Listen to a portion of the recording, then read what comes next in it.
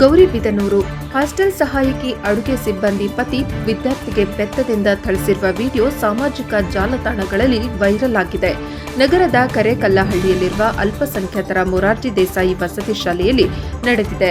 ಹಾಸ್ಟೆಲ್ನಲ್ಲಿ ಅಡುಗೆ ಸಿಬ್ಬಂದಿಗೆ ಮತ್ತು ಅವರ ಪತಿಗೆ ಸಹ ಉಳಿದುಕೊಳ್ಳಲು ಜಾಗ ನೀಡಲಾಗಿದೆ ಎಂದು ಹಾಸ್ಟೆಲ್ ವಾರ್ಡನ್ ಹೇಳಿದ್ದಾರೆ. ಇದನ್ನೇ ಬಂಡವಾಳ ಮಾಡಿಕೊಂಡ ಅಡುಗೆ ಸಿಬ್ಬಂದಿ ಪತಿ ಖಲಂದರ್ ವಿದ್ಯಾರ್ಥಿಗಳ ಮೇಲೆ ದರ್ಪ ತೋರಲು ಪ್ರಾರಂಭಿಸಿದ್ದಾನೆ. ಇದು ಸಾರ್ವಜನಿಕ ವಲಯದಲ್ಲಿ ತೀವ್ರ ಚರ್ಚೆಗೆ ಗ್ರಾಸವಾಗಿದೆ.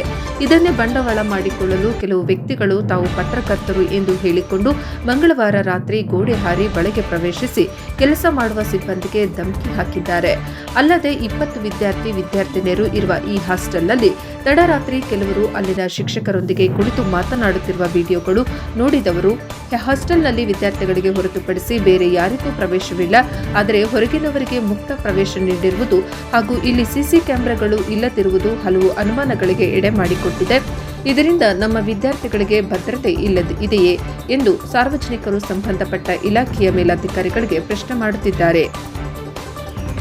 ಈ ಬಗ್ಗೆ ವಾರ್ಡನ್ ನವೀನ್ ಕುಮಾರ್ ಪ್ರತಿಕ್ರಿಯೆ ನೀಡಿದ್ದು, ವಿದ್ಯಾರ್ಥಿಗೆ ಅಡುಗೆ ಸಿಬ್ಬಂದಿ ಪತಿ ಥಳಿಸಿರುವ ಘಟನೆಯ ವಿಡಿಯೋ 2 ತಿಂಗಳ ಹಿಂದೆ ನಡೆದಿರುವುದು ಈಗ ನನ್ನ ಗಮನಕ್ಕೆ ಬಂದಿದೆ. ರಾತ್ರಿ ಸಹ 2 ವ್ಯಕ್ತಿಗಳು ಹಾಸ್ಟೆಲ್ನ ಕಾಂಪೌಂಡ್ ಹಾರಿ ಬಂದು ನಾವು ಪತ್ರಕರ್ತರು ಎಂದು ಹೇಳಿಕೊಂಡು ಹಾಸ್ಟೆಲ್ನ ತರಗತಿಗಳನ್ನು ಪರಿಶೀಲನೆ ಮಾಡಿದ್ದಾರೆ. ಅವರು ಪತ್ರಕರ್ತರೋ ಅಲ್ಲವೋ ನನಗೆ ಸರಿಯಾದ ಮಾಹಿತಿ ಇಲ್ಲ. ಇದನ್ನು ಮೇಲಾಧಿಕಾರಿಗಳ ಗಮನಕ್ಕೆ ತಂದು ಪೊಲೀಸರಿಗೆ ದೂರು ನೀಡಲಾಗುವುದು ಎಂದು ತಿಳಿಸಿದರು.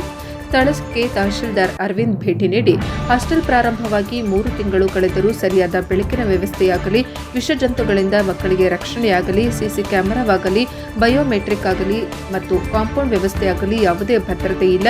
ರಾತ್ರಿ ವೇಳೆ ರಕ್ಷಣಾ ಸಿಬ್ಬಂದಿ ಇಲ್ಲದೆ ಇರುವುದನ್ನು ಗಮನಿಸಿ ವಾರ್ಡನ್ಗೆ ತರಾಟೆಗೆ ತೆಗೆದುಕೊಂಡರು. ಮಂಗಳವಾರ ರಾತ್ರಿ ಹಾಸ್ಟೆಲ್ಗೆ ಬಂದಿದ್ದ ಅಪರಿಚಿತರ ವಾರ್ಡನ್ ಸಿಬ್ಬಂದಿ ಮತ್ತು ಮಕ್ಕಳಿಂದ ಮಾಹಿತಿ ಪಡೆದುಕೊಂಡರು. ಕೊಠಡಿಗಳ ಭೇಟಿ ನೀಡಿ ಸ್ಥಳ ಪರಿಶೀಲನೆ ನಡೆಸಿದರು. ಸಿಸಿ ಕ್ಯಾಮೆರಾ, ಊಟದ ಮೆನು, ಬಯೋಮೆಟ್ರಿಕ್ ಇಲ್ಲದೆ ಇರುವ ಬಗ್ಗೆ ವಿವರಣೆ ಕೇಳಿ ನೋಟಿಸ್ ನೀಡಲಾಗುವುದು ಹಾಗೂ ಎಂದು ಅಪರಿಚಿತರು ಬಂದಿರುವ ಬಗ್ಗೆ ಪೊಲೀಸ್ ದೂರು ನೀಡಲು ವಾರ್ಡನ್ಗೆ ಸೂಚನೆ ನೀಡಿದರು. ಇದೇ ಸಂದರ್ಭದಲ್ಲಿ ಉಪ tahsildar Asha, RI Khader, VA Amaranarayan, warden Naveen ಹಾಗೂ ಸಿಬ್ಬಂದಿ ಹಾಜರಿದ್ದರು.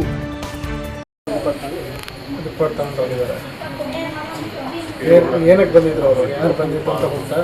ಇಲ್ಲ ಸರ್, ಅವ್ರು ನಾನು ನೋಡಿಲ್ಲ. ಏನು ಹೆಸರು? ಇಲ್ಲ, ಹೆಸರು ಹೇಳಿಲ್ಲ. ಯಾವುದು ನಿಸರ್ಗ ಅಂತ ಅಂದರು ಪೇಪರ್, ನಿಸರ್ಗ ಪೇಪರ್ ನೋಡಿದ್ದು ಅಂದರು.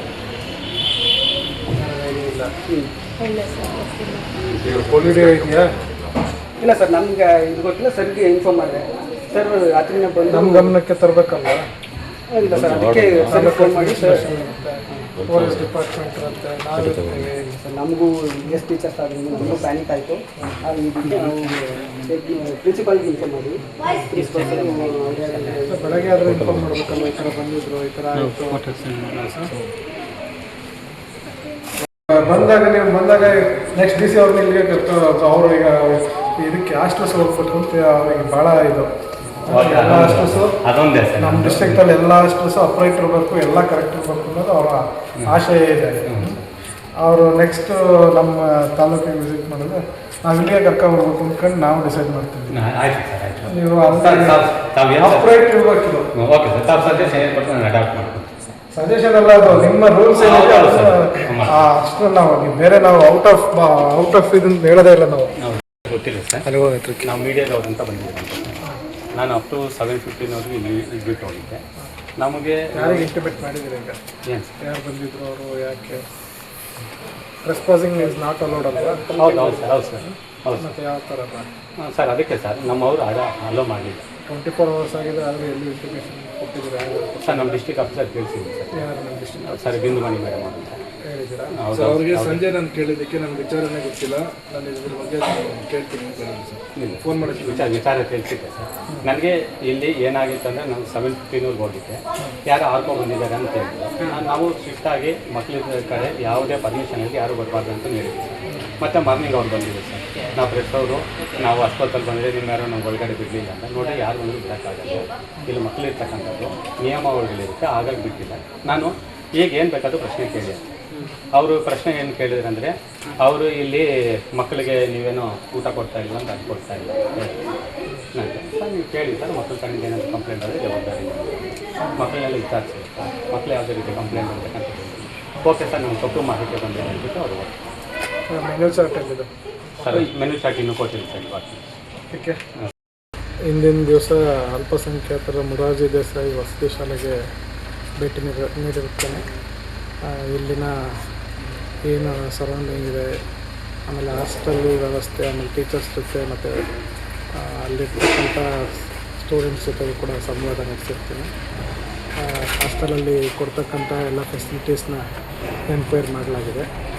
ಏನು ನಮಗೆ ಕಂಪ್ಲೇಂಟ್ ಬಂದಿತ್ತು, ನಿನ್ನೆ ಯಾರೋ ಟ್ರೆಸ್ಪಾಸಿಂಗ್ ಆಗಿತ್ತು ಅಂತ, ಅದ್ರ ಬಗ್ಗೆ ಕೂಡ ವರದಿ ಕೂಡ ಕೊಡೋದಕ್ಕೆ ವಾರ್ಡನಿಗೆ ಸೂಚನೆ ಕೂಡ ಕೊಟ್ಟಿದ್ದೀನಿ. ಹಾಗೆ ಯಾರು ಟ್ರೆಸ್ಪಾಸಿಂಗ್ ಅಂತ ಆಗಿದ್ದರೆ ಅಂಥವ್ರ ವಿರುದ್ಧ ಸ್ಟೇಷನಲ್ಲೂ ಕೂಡ ದೂರು ಕೊಡೋದಕ್ಕೆ ಇಂಟಿಮೇಟ್ ಮಾಡಿದ್ದೀನಿ. ಹಾಗೆ ಅವರ ಮೇಲಧಿಕಾರಿಗಳು ಕೂಡ ಮಾತಾಡಿದ್ದೀನಿ. DM ಅವ್ರ ಜೊತೆಗೆ ಕೂಡ ನಾಳೆ ಮಾತಾಡ್ತೀನಿ ಮತ್ತು ಅವ್ರ ಜೊತೆಗೆ ಪತ್ರ ಸಂವಾದ ಕೂಡ ಮಾಡ್ತೀನಿ. ಸರ್ ಇವರಿಗೆ ಇಲ್ಲಿ ನೋಟಿಸ್ ಏನಾದರೂ ಕೊಡ್ತೀರಾ ಸರ್? ಏನಾದರೂ ಈಗಿರೋ ಲ್ಯಾಪ್ಸಸ್ಸಿಗೆ ನೋಟಿಸ್ನ ಹಾಕ್ತೀನಿ.